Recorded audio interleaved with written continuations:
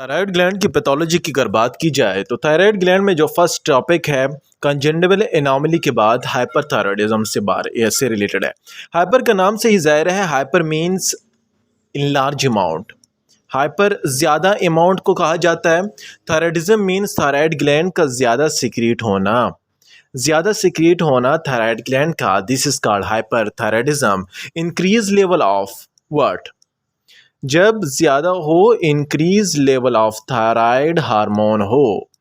जितने भी thyroid hormone हैं उनका अगर लेवल ज़्यादा हो जाए तो उसका नाम हाइपरथायराइडिज्म है। जब थायराइड हार्मोन ज़्यादा होंगे तो क्या होगा? थायराइड हार्मोन ज़्यादा होंगे तो synthesis of sodium potassium ATPase ज़्यादा होगा।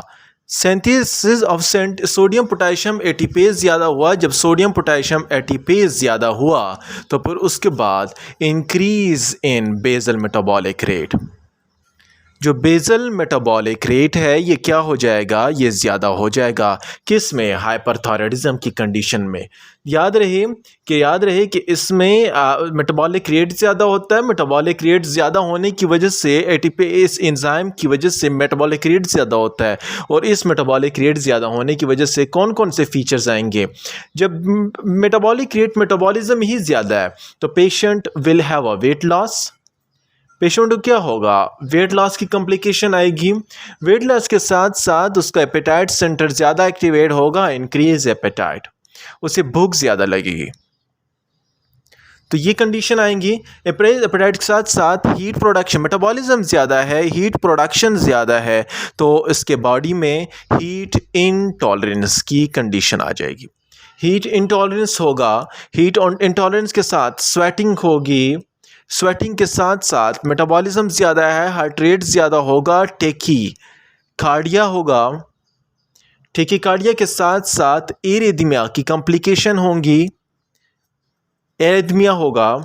एरिथमिया के साथ साथ बॉडी में क्या होंगे? ट्रेमर होंगे, एंग्जाइटी होगी। एंग्जाइटी की कॉम्प्लिकेशन आएगी। इनसोम्निया की कॉम्प्लिकेशन होगी। इंसोम्निया के साथ बॉडी के मेटाबॉलिज्म ज़्यादा है, जीआईटी मोमेंट ज़्यादा है, डायरिया की कॉम्प्लिकेशन होंगी, माल एब्जॉर्प्शन होगा। क्यों? क्योंकि ज़्यादा मोमेंट ऑफ जीआईटी है। माल एब्जॉर्प्शन के साथ बोन की ब्रेकिंग भी ज़्यादा होगी, बोन रिजॉर्प्शन होगा। और इसके साथ साथ decrease in muscle mass, muscle का जो मास है ये क्या होगा? कम हो जाएगा। डिक्रीज इन मसल मास, और मसल में क्या होंगी? वीकनेस आ जाएगी। हाइपोकोलेस्ट्रेमिया की कॉम्प्लिकेशन होंगी। कोलेस्ट्रोल जो लेवल है वो क्या हो जाएगा? कम हो जाएगा इनसाइड द ब्लड। तो और इसके साथ मेटाबॉलिज्म ज़्यादा है। मेटाबॉलिज्म के साथ बॉडी में क्या होगा? हाइपरग्लाइसीमिया की कॉम्प्लिकेशन आ जाए। तो ये सारे फीचर्स हाइपरथायराइडिज्म से हैं। हाइपरथायराइडिज्म उस कंडीशन का नाम है जिसमें थायराइड हार्मोन ज़्यादा होगा, सोडियम एटीपेज पोटाशियम एटीपेज ज़्यादा हुआ, मेटाबॉलिक रेट ज़्यादा हुआ। इसके साथ कॉम्प्लिकेशन में और क्या हुई? वेट लॉस, इंक्रीज एपेटाइट हुआ, हीट इंटॉलरेंस क्यों हुई? मेटाबॉलिज्म ज़्यादा है, स्वेटिंग होगी, मेटाबॉलिज्म ज़्यादा है, टेकीकार्डिया होगा, हार्ट रेट ज़्यादा है, एरिथमिया होगा, ट्रेमर आएंगे, शेकिंग होगी, और इसके साथ साथ एंग्जाइटी कॉम्प्लिकेशन आएंगी, डायरिया होगा, जीआईटी मोटिलिटी ज़्यादा है, माल एब्जॉर्प्शन होगी, जीआईटी मोटिलिटी ज़्यादा होने की वजह से एब्जॉर्प्शन कम है, बोन रिजॉर्प्शन ज़्यादा है, बोन की ब्रेकिंग ज़्यादा है, मसल मास कम होगा, हाइपोकोलेस्टेमिया और हाइपरग्लाइसीमिया की कंडीशन अपीयर हो जाएंगी। This is all about hyperthyroidism. ये हाइपरथायराइडिज्म से रिलेटेड है। नेक्स्ट जो कंडीशन है उसका नाम है ग्रेव्स डिजीज। अभी ग्रेव्स डिजीज किसे कहते हैं? ग्रेव्स डिजीज आपको पता होना चाहिए कि ऑटो इम्यून डिसऑर्डर है। ग्रेव डिजीज एक ऐसा ऑटो इम्यून डिसऑर्डर है जिसमें एंटीबॉडी, मोस्टली कौन सी एंटीबॉडी? जिसमें आईजीजी एंटीबॉडी, आईजीजी एंटीबॉडी क्या करते हैं? आईजीजी एंटीबॉडी को थायराइड स्टिमुलेटिंग हार्मोन के जो रिसेप्टर्स हैं, थायराइड स्टिमुलेटिंग हार्मोन के रिसेप्टर को क्या करेंगे, स्टिमुलेट करेंगे। Thyroid stimulating hormone receptor stimulate हुए, जिसकी वजह से जब ये स्टिमुलेट हुए तो हमारे पास इंक्रीज होगा, increase release of thyroid hormone. Thyroid hormone ज़्यादा होगा और थायराइड हार्मोन ज़्यादा होने की वजह से क्या होंगी, हाइपरथायराइडिज्म की कंडीशन आएगी। एंटीबॉडी मेडिएटेड है, जीजी antibody means type 2 hyper sensitivity reaction है। टाइप 2 हाइपर सेंसिटिविटी रिएक्शन में क्या हो रहा है कि एंटीबॉडी आईजीजी क्या कर रहा है, टीएसएच रिसेप्टर को स्टिमुलेट कर रहा है, थायराइड हार्मोन को स्टिमुलेट कर रहा है, हाइपरथायराइडिज्म की कॉम्प्लिकेशन आ रही है। मोस्ट कॉमनली होता है कि इनमें वुमेन्स में ज़्यादा होता है at the age of between 20 to 40 year. 20 to 40 year के दरमियान में ये वुमेन्स में ज़्यादा अपीयर होता है। फीचर्स क्या होंगे, फीचर्स की अगर मैं बात करूं तो वही कहानियां हैं कि यहाँ पर फीचर्स में हाइपरथायराइडिज्म की कॉम्प्लिकेशन होगी।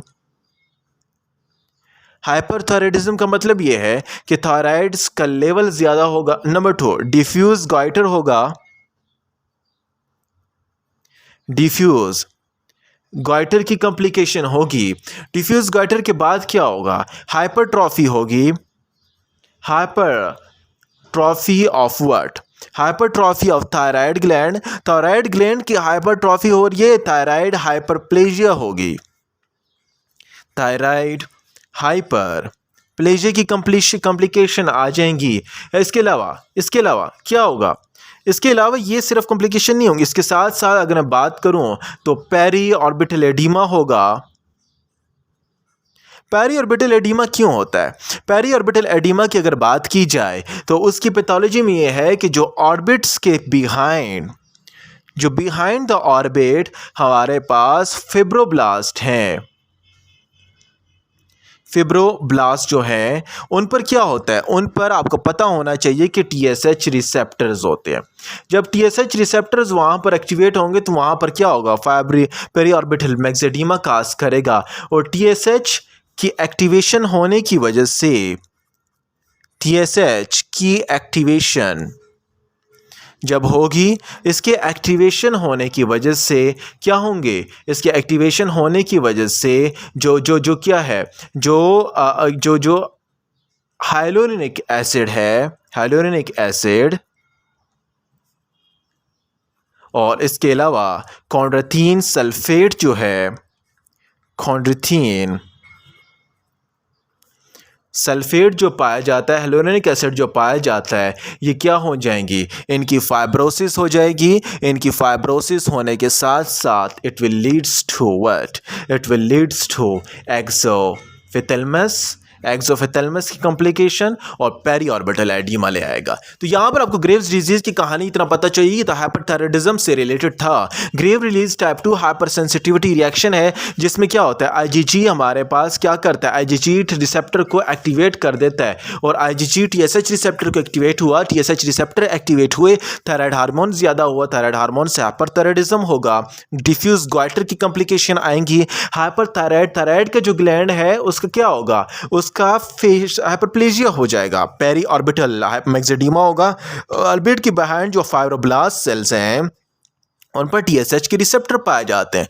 अभी टीएसएच के रिसेप्टर की क्या हो रही है, एक्टिवेशन हो रही है। टीएसएच रिसेप्टर एक्टिवेशन होने के बाद हाइलोरिनिक एसिड और कॉन्ड्रोथिन सल्फेट की फाइब्रोसिस होगी और एक्सोफिथेलमस की कॉम्प्लिकेशंस आ जाएंगी।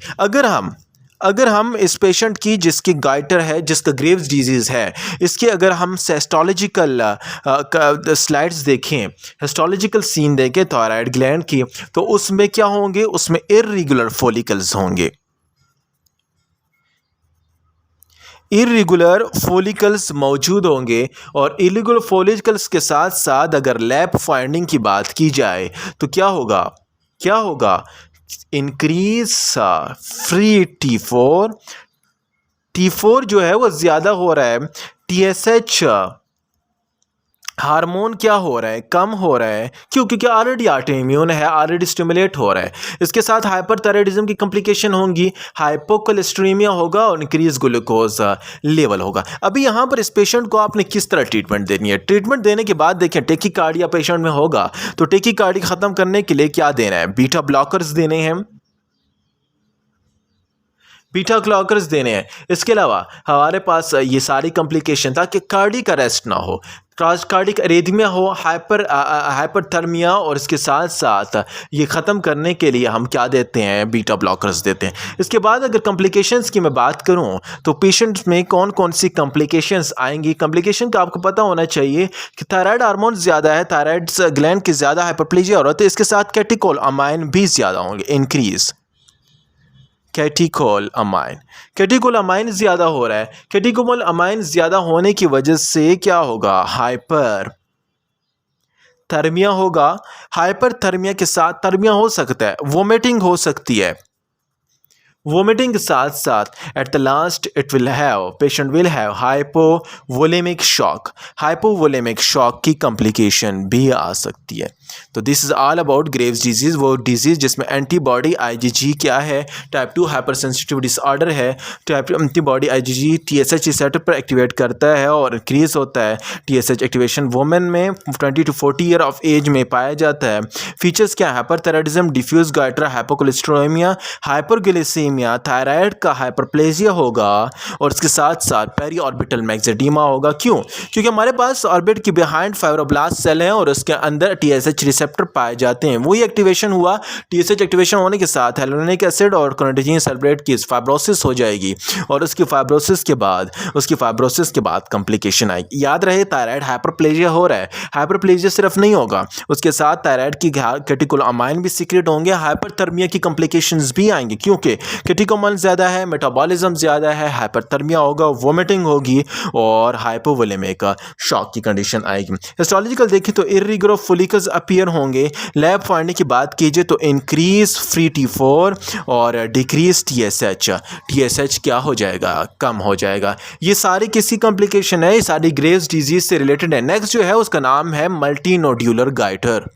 मल्टीनोड्यूलर गाइटर एक ऐसी कॉम्प्लिकेशन है जिसमें नोड्यूल्स होते हैं, मल्टीपल नोड्यूल्स आते हैं। जिस कंडीशन में मल्टीपल नोड्यूल्स अराइज हों, और इसके साथ साथ थायराइड ग्लैंड क्या हो, एनलार्ज्ड हो। There is enlarge thyroid gland. Thyroid gland बड़ा है, मल्टीपल नोड्यूल अलाइज है, इसका नाम मल्टीपल नोड्यूलर गाइटर है। यूजुअली क्या होता है, it is usually due to iodine deficiency. Iodine के कम होने की वजह से मल्टीपल नोड्यूल्स अराइज हो जाते हैं, और इसके साथ साथ ये condition, this condition is related to hyperthyroidism.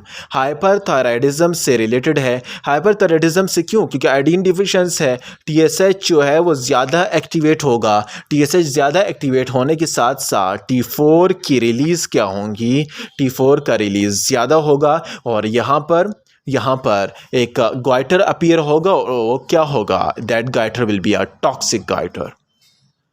तो this is all about hyperthyroidism, जिससे मल्टीपल नोड्यूल गाइटर्स आते हैं, मल्टीपल नोड्यूल्स अराइज हो जाते हैं। क्यों? आयोडीन डिफिशिएंसी की वजह से। आयोडीन क्यों डिफिशिएंट है? जो आयोडीन डिफिशिएंट है तो हाइपरथायराइडिज्म किस लिए होगा, क्योंकि TSH की स्टिमुलेशन ज़्यादा है। TSH की स्टिमुलेशन, T4 रिलीज ज़्यादा होगा, और टॉक्सिक गाइटर की कॉम्प्लिकेशंस आएंगी। This is all about hyperthyroidism. अभी आगे नेक्स्ट लेक्चर में हम हाइपोथायराइडिज्म से बात पढ़ते हैं कि हाइपरथायराइडिज्म में कौन कौन सी पैथोलॉजी आती है।